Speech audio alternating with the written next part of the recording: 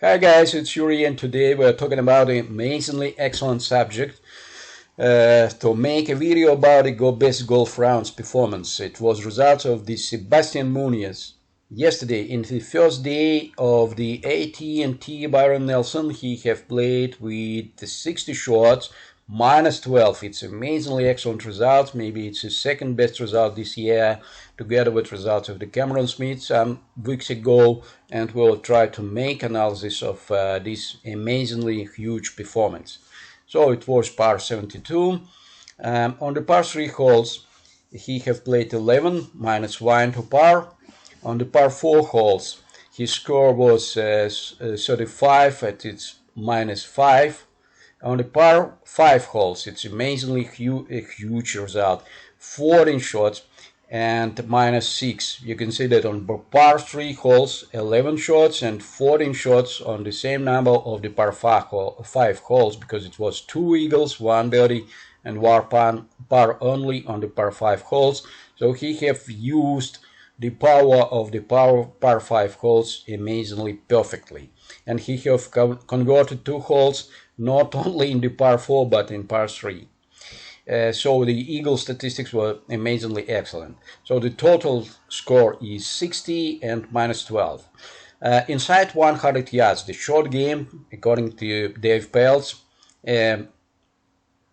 29 shots, 84%. It's a very good result relative to the other rounds when the golfers have played with minus 8 and better. His driving distance was not huge. It was a little bit less than his average, 292. Driving accuracy, 12 from 14, 86%. Greens and regulation, amazingly good results, 16 from 18, 89%. Strokes gained from putting, 4.27, scrambling just 50%, but it was not relative exactly with the short game. He couldn't save a par because he had one penalty shot for the tee shots, and this connection in some cases its statistics is not exactly perfect for scrambling, but anyway, he couldn't save a par. Putting 23, not so huge, isn't it? For such rounds, not so huge. It's huge, but not for such rounds. So the next results, we will not stay on the results of each hole. We just take a look for the approaching proximity. Average proximity of approaching was 6.1. It's excellent for such rounds. It's amazingly excellent, but certainly approaching proximity depends from the average distance from of approaching. And we will talk about it some minutes later, maybe 2 minutes later. And a first putt proximity. I think that its subject is amazingly important. Its measurement is amazingly important, because if you have an excellent first putt proximity, you are rising probability of make the first putt, just one putt on this many holes, and this is exactly a subject we have seen from the Sebastian Munoz. And currently we are starting to talk about the skills and luck. I could not spend too much time for the complicated computation of those results, so in this connection I have taken just first 9 holes where he have played. It was not the best ones, but it's given us the understanding where from his success was coming in this day. So here is a calculations of the distances, 3 different, the quality, 3 different games. It's a distance, it's approach accuracy, and the short game probability. It's relative as with the scrambling statistics, such as with the putting. Mostly it depends from the putting. Exactly in the rounds when he have played 16 hole from 18 in greens and regulation. So we can see that distance is not so highly big difference between his average distance. For example, here on the first hole he have played from the tee shot 285 yards, but his average distance last year, we are calculating his result by the last year. We think that it's more that it's more better describe his long-term performance. So the difference was minus 4.2%. And the average result in this component of the game he was little bit better, but it was not so seriously influencing for his performance in this day. In the approach and accuracy. Approach and accuracy I am calculating. In the first video, which were related with the skills and luck, it was a little bit different strategy of calculation, and I have decided that those methodology was not so excellent for the approach and accuracy, because we have seen that okay, it was some, in my opinion, this methodology is a little bit better. So what is the difference from the previous one? We see that, for example, from the distance 128, he have made a shot and the ball was on the green in 3 yards to the hole. His usual distance is, oh, excuse me, just a second. His usual distance for approaching from such a distance is 7.44 yards, and this connection, his usual mistake is 5.81%, and this time it was 2.7%. And this connection difference between those two measured, long term and short term, is 115%. It's calculated by dividing of his long-term performance for his real result in this hole and -1. So it's advantage. This way we are calculating this component of the game for all the holes, and for including the tee shots for the par 3 holes.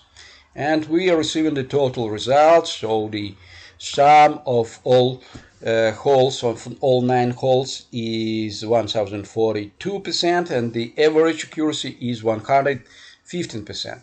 It's talking us that he was twice better than usual in the approach and accuracy. And in this connection is giving us very important information, in my opinion, which is relative certainly with our previous opinion, which were based on the average approach and proximity, because they are very close to each other. But this one is much more better because it's talking us not only about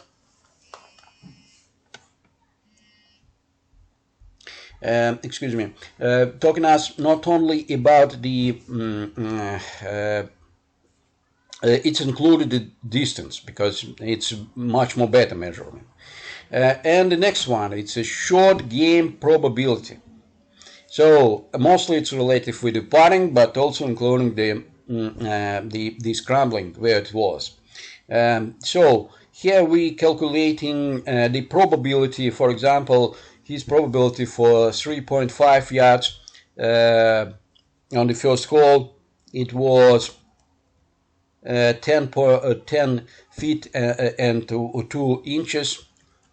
So probability to make it from the first part from this distance was 44.93.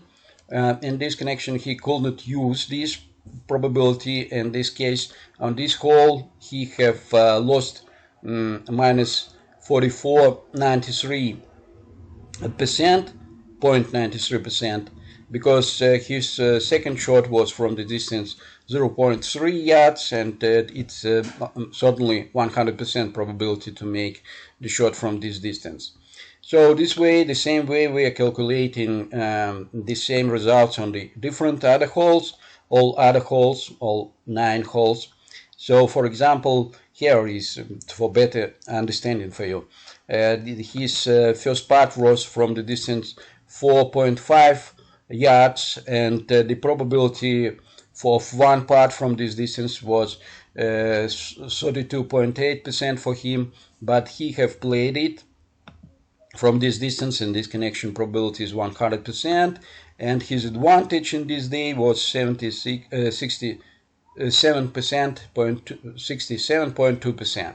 So the same way we are calculating all results for all holes, and we have seen that his short game probability was 17% better in this day. Then it gives him very good advantage in the putting, and in this connection it was relative with his good performance. So we can say that as the resume, we can say the summary, we can say that his excellent performance in this day were mostly relative with the approaching accuracy and short game probability. Because here in the distance we need to talk about also the his one mistake which have cost him one penalty shot. In this case, you know that the underperformance in the distance and the tee shots maybe is not described excellent by this figure, because we need to include also the losses from the penalty shots. So this is, in my opinion, it's very interesting information, because it's very good motivation for us to concentrate exactly on the very important subject of our game. Certainly, we could not achieve such an average proximity as professional golfers, but from the other side, we need to understand that such results are possible only in the situation when we have the luck impact. If we have not luck impact, we could not achieve such amazing results. It's very important, because we need not to ask for ourselves such a good performance if we have not a luck impact. So if you have enough time, you need to build it. And the second highly important reason that resume for us for improving of our game is related with the putting and the short game. We can improve this component game with more probability, with more reasons than our other components of the game, because not all of us have enough time to spend it for the building the luck impact and for the building of the long shots from the tee shots, but we have skills that are necessary to improve our short game, and we can find that improving the short game is one of the major reasons to improve our skills. Thank you very much for your attention. I hope that this video will be interesting for you. Hope to see you again. Bye bye.